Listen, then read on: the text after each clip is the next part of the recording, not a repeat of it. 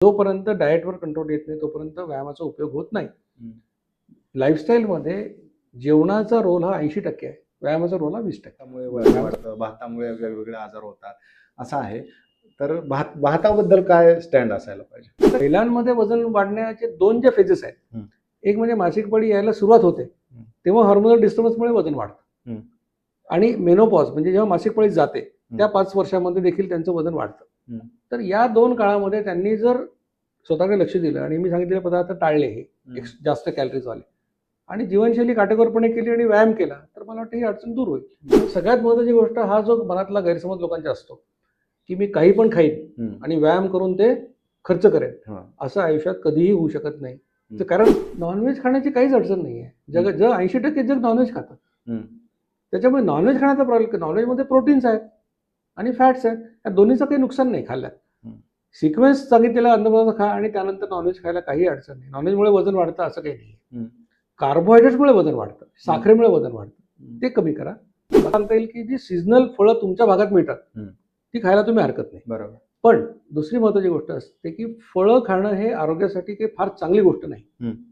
कारण फळामध्ये फ्रुक्टोज नावाची एक साखर असते. बरोबर. आणि फ्रुक्टोज साखर ही फक्त तुमच्या यकृतामध्ये मेटाबॉलाइज होते, दुसऱ्या कुठल्याही पेशी त्याला वापरू शकत नाही. डाएट प्लॅन पॉप्युलर होण्याचं कारण असं आहे की मुळात तो डाएट प्लॅन नाही आहे, जीवनशैली आहे. बरं. आणि कसं होतं की डाएट म्हटल्यानंतर तुम्ही अमुक खाऊ नका, तमुक खाऊ नका, किंवा बाजारातून काहीतरी वेगळ्या अशा विचित्र गोष्टी आणा, असं सांगण्याकडे कल खूप डाएटचा आहे. सर, आता तुम्ही आहार किती वेळा घ्यावा ते सांगितलं, पण आहारामधनं पूर्णपणे वजन जर कमी करायचं असेल तर कुठले पदार्थ मोस्टली टाळायला पाहिजे?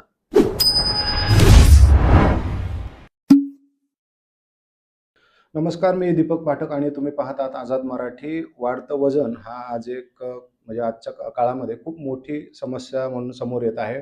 वाढत्या वजनामुळं खूप सगळे आजार होत आहेत असं देखील समोर येत आहे, आणि मग यातूनच अनेक लोक डाएटकडे वळतात. वजन कमी करण्याच्या उद्देशानं अनेक जण वेगवेगळे डाएट प्लॅन फॉलो करतात. मात्र महाराष्ट्रच नाही तर सगळ्या देशभरामध्ये ज्यांचा डाएट प्लॅन अतिशय चर्चेत आहे त्या डॉक्टर जगन्नाथ दीक्षित यांच्याशी आज आपण चर्चा करणार आहोत, आणि डाएट हा एक सेंट्रिक विषय घेऊनच आपण आज त्यांच्याशी बोलणार आहोत. डॉक्टर नमस्कार. नमस्कार, स्वागत आहे तुमचं. तुमचा डाएट प्लॅन खूप पॉप्युलर झालाय, काय कारण आहे त्याच्यामध्ये? डाएट प्लॅन पॉप्युलर होण्याचं कारण असं आहे की मुळात तो डाएट प्लॅन नाही आहे, जीवनशैली आहे. बरं. आणि कसं होतं की डाएट म्हटल्यानंतर तुम्ही अमुक खाऊ नका, तमुक खाऊ नका, किंवा बाजारातून काहीतरी वेगळ्या अशा विचित्र गोष्टी आणा, असं सांगण्याकडे कल खूप डाएटचा आहे. बरं. त्यामुळे माझं जे काही मी सांगतोय ते साधं सोपं आहे. वेगळं काही तुम्हाला बाजारातून आणायची गरज नाहीये, मशीन आणायची गरज नाही, स्वतःचा आरामात आनंदाने करण्यासारखं आहे. म्हणून मला असं वाटतं की ही जीवनशैली जास्त लोकप्रिय झाली असं मला वाटतं. बरं, तुमचा जो डाएट प्लॅन आहे तो नेमका काय आहे? आता डाएट प्लॅन साधा सोपा असा आहे की याच्यामध्ये तत्व असं आहे की तुमच्या शरीरामध्ये इन्शुलिन नावाचं हार्मोनचं प्रमाण जर वाढलं तर तुम्ही लठ्ठ होता. बरोबर. तुमच्या पोटात चरबी डिपॉझिट होते. आता हे तुम्ही दरवेळेला खाल्ल्यानंतर इन्शुलिन तयार करता दरवेळेला, आणि मग जितक्या जास्त वेळा खाल तेवढ्या जास्त वेळा इन्शुलिन तयार होतं, मग इन्शुलिनची लेवल वाढते. इन्शुलिनची लेवल वाढली की तुम्ही लठ्ठ होता. मग आता इन्शुलिनची लेवल कमी करायची तर काय करायचं? मग कमी वेळा खायचं. आणि कमी वेळा म्हणजे किती? तर या जीवनशैलीत मी सल्ला दिलेला आहे की कडक भुकेच्या 2 वेळा ओळखा, 2 वेळा जेवा, पहिला सल्ला. दुसरा सल्ला असा आहे की इन्शुलिन निर्मितीचं चक्र हे 55 मिनिटाचं असल्यामुळे 55 मिनिटाच्या आत जेवण संपवा. म्हणजे 55 मिनिटं जेवा असं नाही सांगितलेलं आहे. ओके. 20-25 मिनिटात संपलं तरी चालेल, पण जास्तीत जास्त वेळ 55 मिनिटं. तिसरा सल्ला दिला आहे की जेवणामधलं तुमचं कार्बोहायड्रेटचं प्रमाण कमी करा आणि प्रोटीनचं वाढवा. त्यासाठी खाण्याचा सिक्वेन्स मी दिला, तो तुम्हाला मी नंतर सांगेन. ते केलं की आपोआपच कार्बोहायड्रेट कमी होतात, प्रोटीन्स वाढतात. आणि चौथा महत्त्वाचा सल्ला असा आहे जो भारतीय आपल्या सगळ्या समाजासाठी महत्त्वाचा, की डायबिटीज नसेल तरी सुद्धा गोड जेवढं कमी खाल तेवढं आरोग्यासाठी चांगलं आहे. म्हणजे साखर, गूळ, मध, शुगर फ्री आरोग्यासाठी वाईट आहे. तर हे आहाराचे 4 सल्ले आहेत. आणि याच्याबरोबर व्यायामाचा एक सल्ला असा आहे की 4.5 किलोमीटर चाला, किंवा 12 ते 15 किलोमीटर सायकल चालवा, किंवा 45 सूर्यनमस्कार करा. ही अशी जीवनशैली आहे, साधी सोपी. आता या जीवनशैलीमध्ये खायचं काय? ते खाण्याचा मी सोपा एक फॉर्म्युला केला आहे लोकांसाठी, की लोकांना हा विचार करत बसायला लागू नये किंवा प्रोटीन, कार्बोहायड्रेट, फायबर, विटॅमिन्स. साधं सोपं सांगितलेलं की जेवणाच्या सुरुवातीला 4 बदाम, 4 अक्रोड रात्री भिजवून ठेवा, किंवा मुठभर शेंगदाणे भिजवून ठेवा आणि ते सुरुवातीला खा. त्यानंतर वाटीभर सॅलड खा. वाटीभरचा अर्थ काय? एक काकडी टोमॅटो चिरल्यावर जेवढा आयबस तयार होतो तेवढं सॅलड खा. त्याच्यामध्ये तुम्हाला काय हवं ते खाता येईल. फक्त डायबिटिक असाल तर गाजर आणि बीट खाऊ नका, त्यांनी शुगर वाढते. त्याच्यानंतर तेवढीच वाटी मोड आलेलं कडधान्य किंवा 2 उकडलेली अंडी खा. आणि हे 3 पदार्थ खाऊन झाल्यानंतर जी काही भूक आहे ते तुम्हाला जे काही आवडत असेल ते खा. कोणाला भाकरी आवडते त्यांनी भाकरी खावी, पोळी आवडते त्यांनी पोळी खावी, भात खायचा तर भात खावा, असं काही नाही. एवढंच काय, घरामध्ये तुम्ही 4 लोक आहेत आणि पिझ्झा मागवला, तुम्ही 4 तुकडे करता, तुमचा तुकडा तुम्ही त्या 55 मिनिटात खाऊ शकता. म्हणजे मन मारायची गरज नाही. बरं. जे हवं ते खा, फक्त डायबिटीसवाल्यांनी गोड खायचं नाही आणि फळं खायची नाही. बरं. हे झालं जेवताना काय खायचं. हं. आणि 2 जेवणांच्या मध्ये आता भूक लागते. तुम्ही सध्या आज माझं ऐकलं आणि उद्यापासून 2दा जेवायला सुरुवात केली तर मध्ये तुम्हाला डोकं दुखेल, थोडं अशक्तपणा वाटेल. तर मग काय करा तुम्ही, तुम्हाला 3 पदार्थ आहेत की कोणी घेऊ शकतं, त्याला काही अडचण नाही. पाणी सगळ्यात पहिलं, दुसरं घरी बनवलेलं पातळ ताक, 2 चमचे दह्यात ग्लासभर ताक बनवा. किंवा तुम्हाला आवडत असेल तर कुठलाही फ्लेवर नसलेला काळा चहा, ग्रीन टी किंवा ब्लॅक कॉफी, हे तिन्ही पदार्थ चालतील. त्यात गुळ, साखर, मध, शुगर फ्री टाकू नका. दिवसभरात किती वेळा किती प्रमाणात घेतलं तरी चालेल. बरं. तर अशा पद्धतीने तुम्ही जर केलं तर ही लाईफस्टाईल तुम्हाला, त्याच्यामुळे तुमचं वजन 6 महिन्याला 6.5-7 किलो कमी होईल, तुमचं पोटाचा घेर 1.5 इंच कमी होईल, तुमचं HbA1c कमी होईल, तुमचं फास्टिंग इन्शुलिन कमी होईल. या 4 गोष्टी घडतात. ही लाईफस्टाईल टाईप 1 डायबिटीसच्या लोकांसाठी नाही, ज्या मुलांमध्ये इन्शुलिन तयारच होत नाही, त्यांना उपयोग होत नाही. दुसरं म्हणजे गरोदर आणि स्तनदा माता जे मुलाला अंगावर पासतात, त्यांनी मूल 9 महिन्याचं होईपर्यंत ते करायचं नाही. आणि 18 वर्षाखालची मुलं, त्यांना याची गरज नाही. बरं. हे 3 सोडून बाकी सगळे लोक हे करू शकतात. टाईप 2 डायबिटीसच्या लोकांनी करण्यापूर्वी माझ्या समन्वयकाचा सल्ला घ्यावा, मगच करावं. मनाने करायला जाऊ नये. कारण गोळ्या 3 वेळा घेत असाल, माझा ऐकून 2दा जेवायला लागाल तर साखर कमी होईल, चक्कर येईल, कुठेतरी पडाल, धडपडाल रस्त्यात, त्याला मी जबाबदार नाही. तर अशा पद्धतीने ही जीवनशैली आहे. बरं.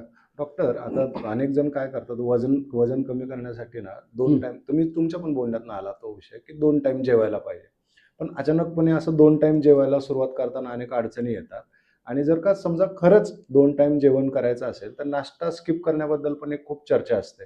तर नाश्ता स्किप करून हे 2 टाइम जेवणाचं जे तुमचं जे शेड्यूल सांगताय तुम्ही, तर ते कसं केलं जाऊ शकतं? हां, तर याच्यामधला हा गैरसमज जो आहे ना, की नाश्ता किंवा लंच, डिनर हे शब्द आपण दिलेले आहेत.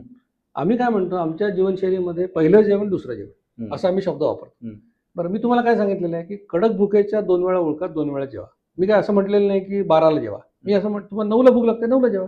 आता बरेच लोक असे असतात की ज्यांना, आता मला सकाळी कधी भूक लागली नाही, मला 12-1लाच भूक लागते, तर मी उगीच जर नाश्ता केला 9 वाजता तर ते अन्न पचणार नाही मला. ओके. आणि ज्याला जर भूक लागत असेल आणि तरी त्यांनी खाल्लं नाही तर त्याला ऍसिडिटी होणार आहे.